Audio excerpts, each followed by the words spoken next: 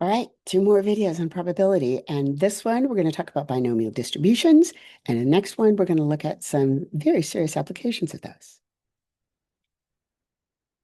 Let's talk about an angry administrator. No one likes to see an angry administrator. Here is your angry administrator. In the last video, we talked about the number of possible combinations of three events. Event would be selecting a child for a special education program, right? Out of 10. What are the possible combinations of 3 out of 10? We came up with 120. Now, our angry administrator says, what is the probability you would have 2 boys and 1 girl in special education, given that girls are only 10% of your classroom? And that might make sense, right? Because they're 10% of the total classroom, then 9 boys, 10 girls, but they're 33% in special ed classroom. And this is the kind of thing that comes up all the time. What is the probability? Here's where binomial probabilities come in. Binomial probability is the probability of a specific set of outcomes when each trial has one of 2 possibilities.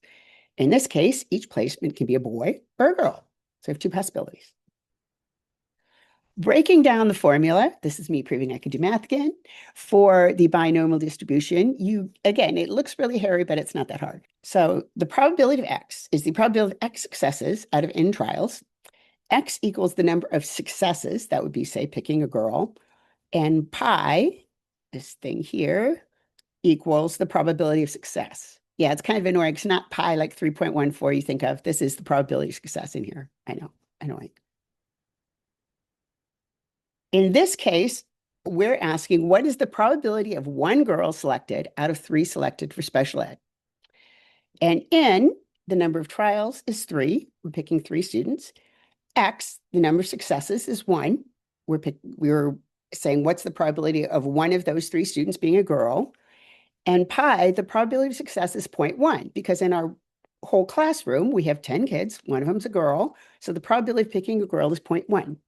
So in here, we have number of successes equals X, number of trials equals 3, probability of X equals 0.1. Now, using Excel, the easiest way you could do, and we're going to do a couple of examples. This equals, first of all, equals, so Excel knows it's a formula, binom.dis for binomial distribution. 1, the number of successes, that is the first number is the number of successes. 3, the second number is the number of trials, that is 3 children were placed in special ed. The third number is the probability of a girl being selected.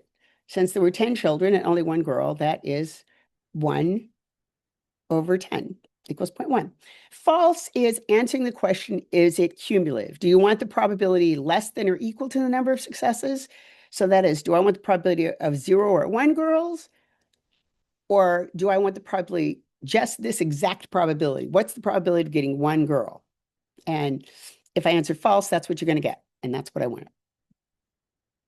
Now, when I worked it out myself, the probability was 6 over 2, because this is, remember from last times, 3 factorial is 3 times 2 times 1, so that's 6. And so 1 factorial is 1, times 3 minus 1 is 2. So we get 1 times 2, and we end up with 6 divided by 2, so that's 3. So this whole thing here is 3 times 0.1, the probability, to the 1, which is 0.1, then 1 minus 0.1 to 3 over here, 3 minus 1. So that gives us 1 minus 0.1 is 9, is 0.9. 0.9 squared equals 0.1. So we get 3 times 0.1 times 0.81 equals 0.243. And that is the probability. So about 1/4 of the time, about 1/4 of the possible combinations will include 1 girl and 2 boys. So it is not that likely. If you were just randomly picking kids by chance, about 1/4 of the time, 24.3% of the time, you would get 1 boy and 2 girls. I don't think then that makes a really strong case for your girl hater. And I'll just show you 2 ways to do it in Excel here. So one way is to do what I did. I took 3 times 2, which is n factorial, over 1 factorial, which is 1, times 2 factorial, which is 2 times 1. So I got the 6 over 2.